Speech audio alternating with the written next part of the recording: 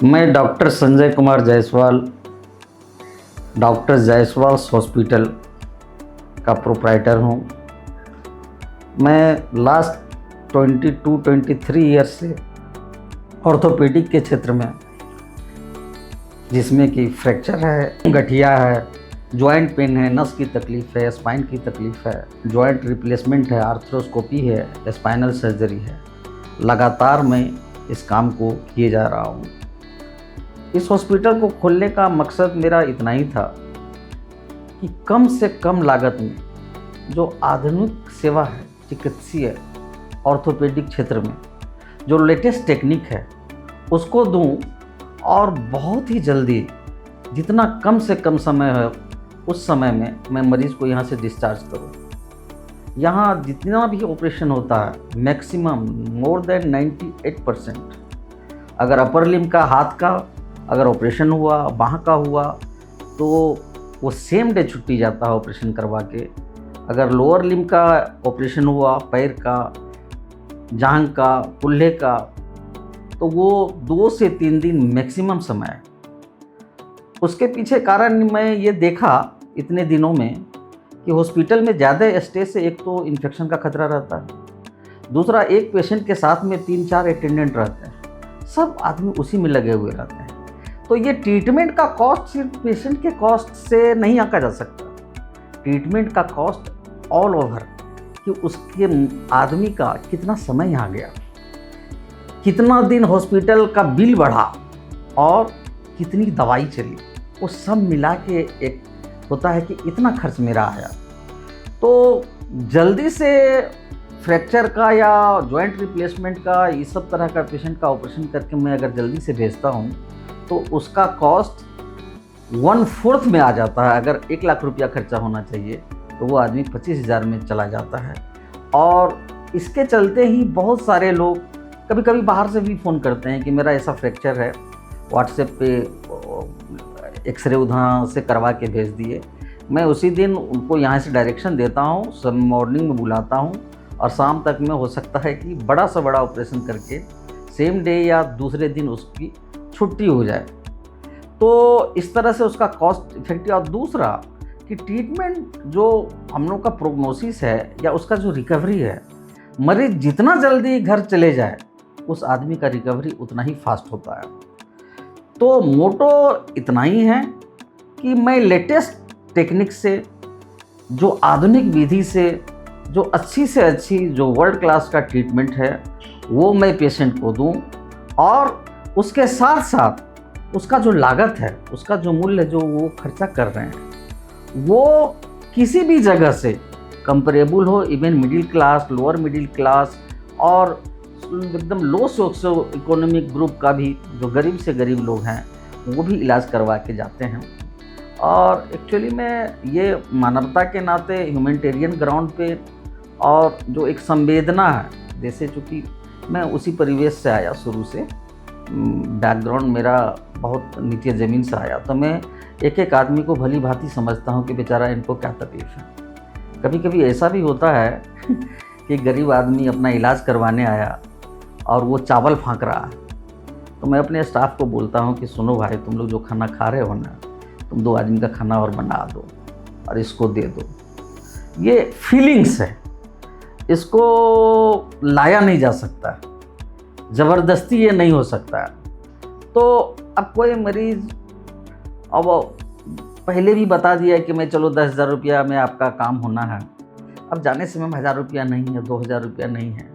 उसके चलते आज 25 साल तक मैं जो इस हॉस्पिटल को, इससे पहले दूसरे जगह में करता था काम, तो वो पैसा के मामले में कभी भी किसी पेशेंट से कभी कचकुच नहीं हुआ।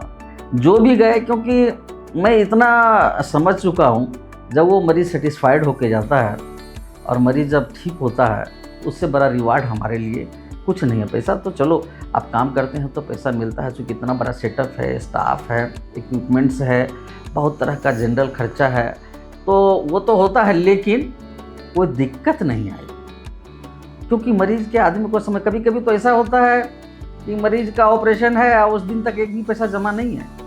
इस हॉस्पिटल में अभी से नहीं है, 25 साल से प्रैक्टिस है ये। तो मरीज़ का आदमी बोलता है कि सर पैसा कहाँ जमा करें, तो बोलते हैं अरे जाओ ना काउंटर पे जमा कर देना।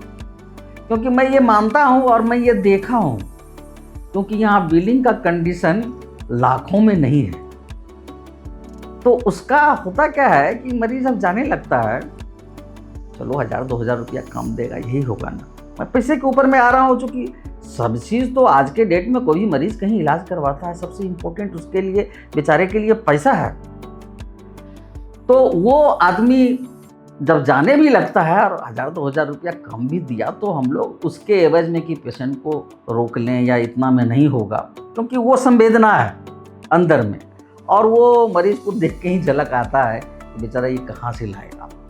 तो ये फिनेंशियल तो एक एस्पेक्ट हो गया, वो संवेदना से मैं जोड़ के देखा कि नहीं यार किसी के पास में हाई नहीं, तो चलो यहीं से दे दो जी कुछ, या हम ही लगा देते हैं कुछ।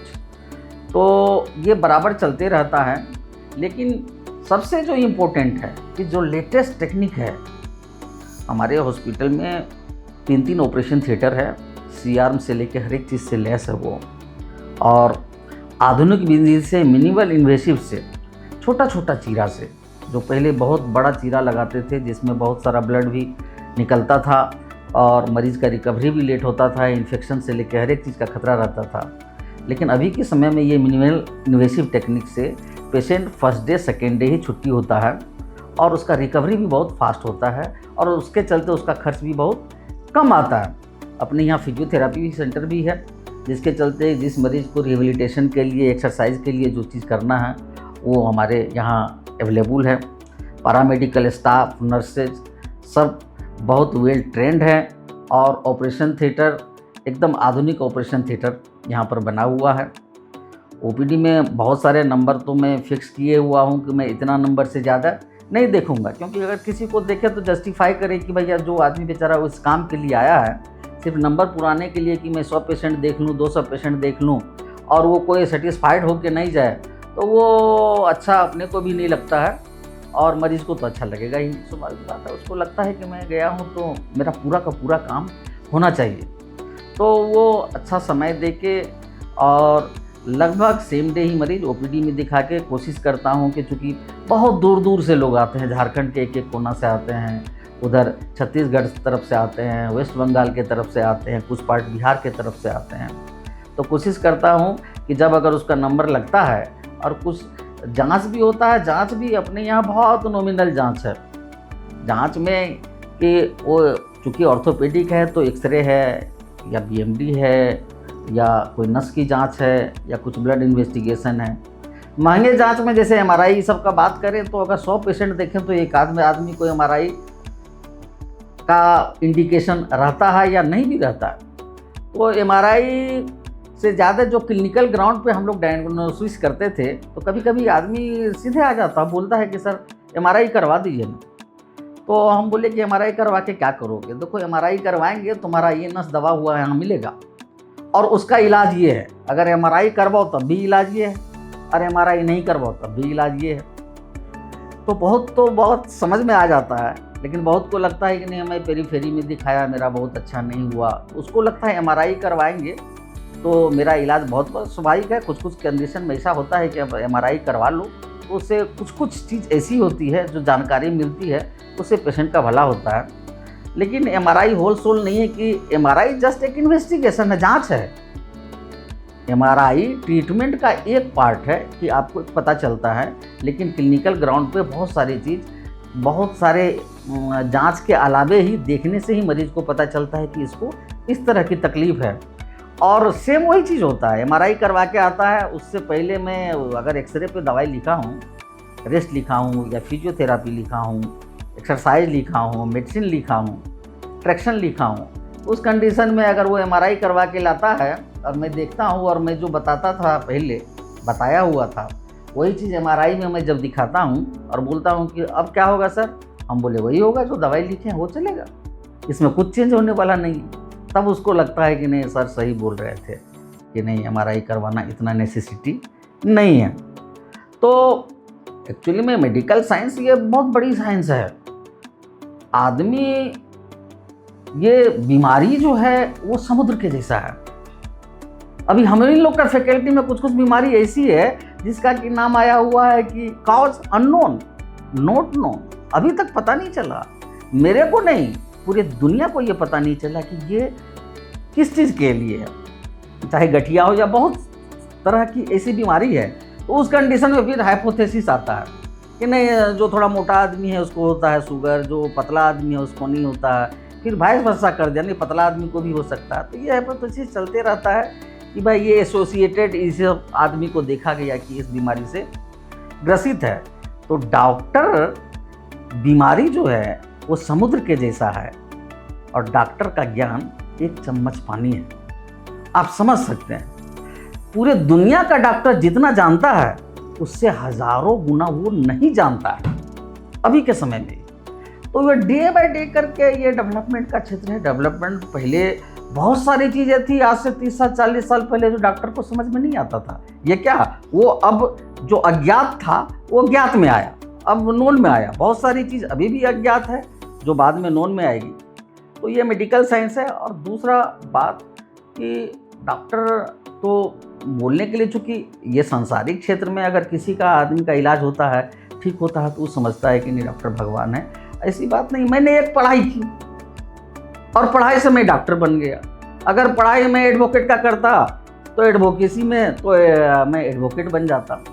तो ये पढ़ाई का ये है डॉक्टर। हाँ, एक्चुअली में मरीज़ और मरीज़ का अटेंडेंट सेंसिटिव ऐसा होता है, उसको लगता है कि मेरा मरीज़ अपाहिज था, ठीक होकर चलने लगा, मेरा मरीज़ मरने वाला था, बच गए, तो भगवान के टाइप के हैं। लेकिन ऐसा कुछ है नहीं। हाँ, लेकिन चूँकि इस तरह का जो हम लोग मेडिकल कॉलेज से लेके और अभी तक जो इलाज करते हैं, सेंसिटिवनेस तो हो ही जाती है।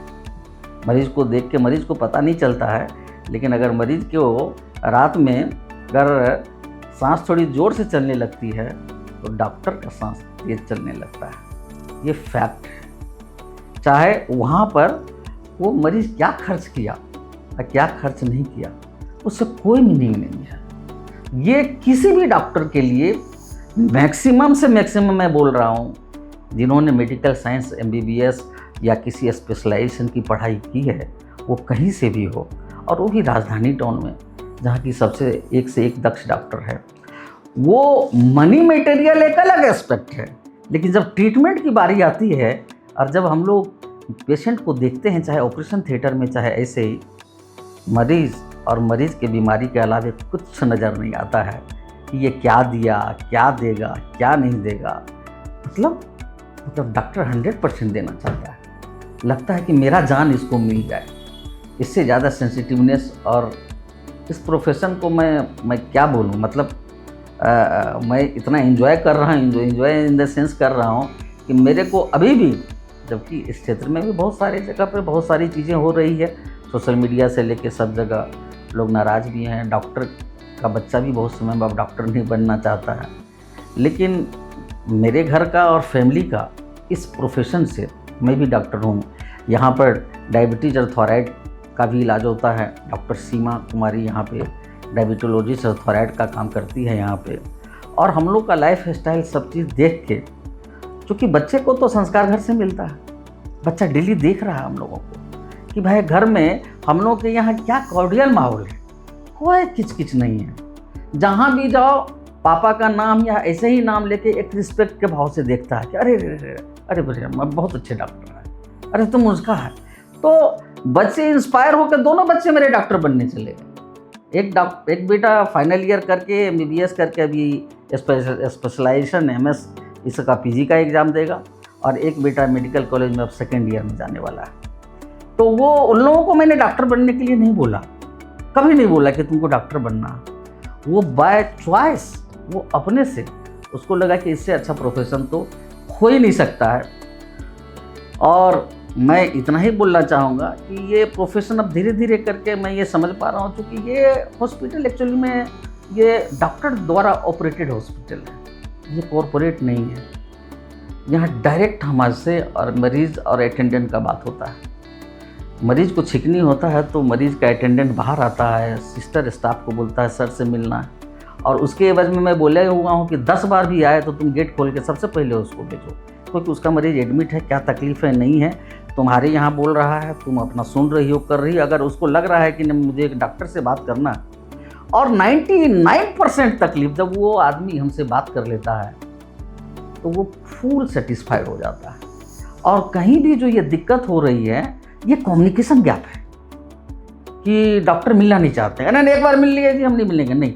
मतलब मैं किसी के विषय में नहीं बोल रहा हूँ, जो मैं प्रैक्टिकली देखा हूँ अपने ऊपर में, मैं अपनी प्रैक्टिकली वो मैं बात बोलना चाह रहा हूँ कि वो आदमी अगर आप एक बार मिल लेते हैं, 2 बार मिल लेते हैं, 4 मिल लेते हैं, क्या दिक्कत है, बेचारा वो परेशान है इसीलिए आया है, तो वो आदमी फुल सेटिस्फाइड होके अपना रहता है। तो ये मेडिकल फैकल्टी मैं बोलना ये चाह रहा था कि डॉक्टरी एक अलग चीज़ है। हम लोग एक डॉक्टर के द्वारा ये संचालित हॉस्पिटल है, ये यहाँ कोई कॉरपोरेट नहीं है कि मेरे पास कोई टारगेट है या कुछ है।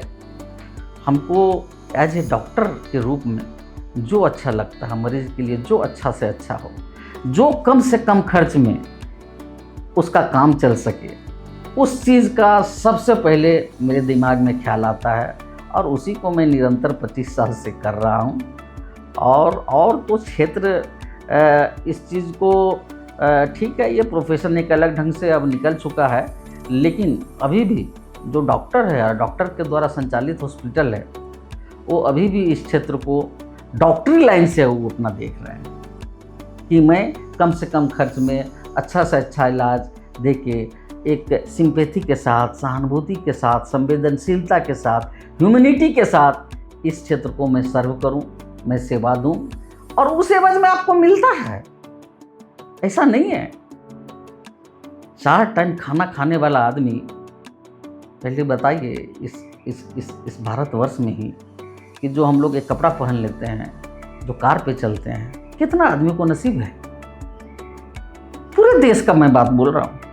टैक्स पेयर कितने हैं, हम लोग टैक्स देते हैं। अब ऊपर बढ़ने की बात है ये, तब तो आप जहाँ भी रहोगे आपसे ऊपर आदमी मौजूद है।